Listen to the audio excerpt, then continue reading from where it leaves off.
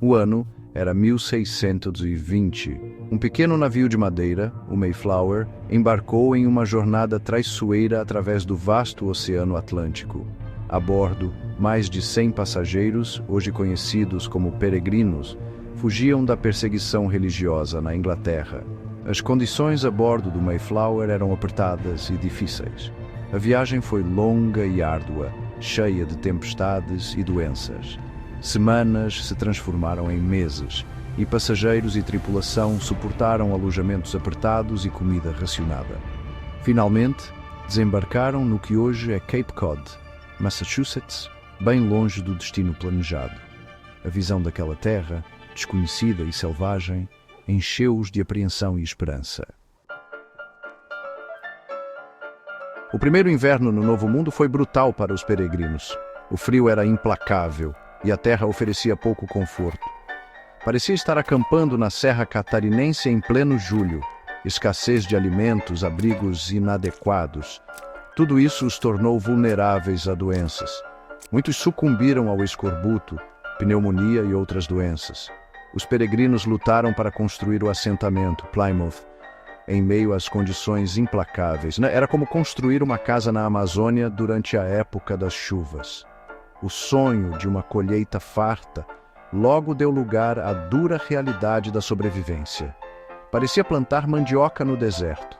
A fé e os suprimentos cada vez menores eram tudo o que lhes restava.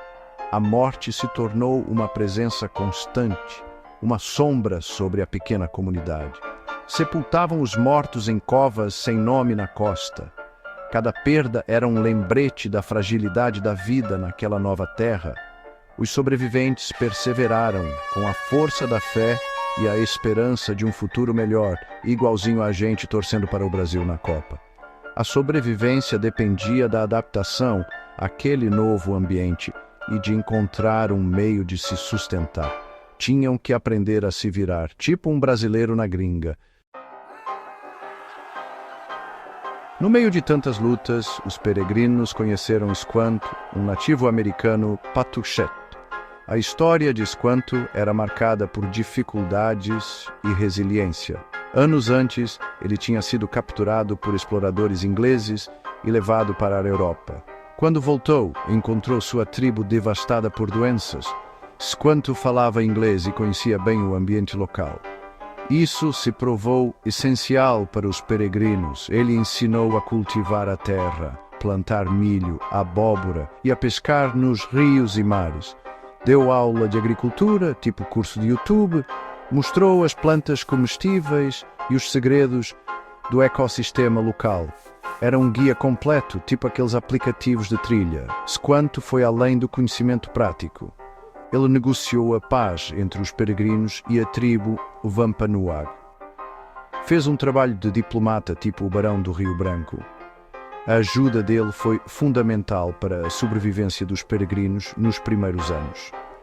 A relação entre Squanto e os peregrinos mostra como era complexa a interação entre os recém-chegados e os nativos. A primeira colheita dos peregrinos, no outono de 1621, marcou uma virada. Era a prova da perseverança, da vontade de aprender e da aliança inesperada com os Wampanoag. Para comemorar, eles dividiram um banquete com os Wampanoag, o primeiro dia de ação de graças. Uma grande churrascada da época. O Pacto do Mayflower, assinado a bordo, estabeleceu as regras de autogoverno da nova colônia. Apesar de simples, esse documento lançou as bases para um governo baseado no consentimento dos governados, um princípio que moldaria a democracia americana. A chegada dos peregrinos e de outros colonos europeus gerou conflitos por terra, recursos e cultura. O Dia de Ação de Graças, muitas vezes idealizado, nos lembra da importância de entender toda a história, reconhecendo a cooperação e os conflitos que marcaram a relação entre colonos e nativos.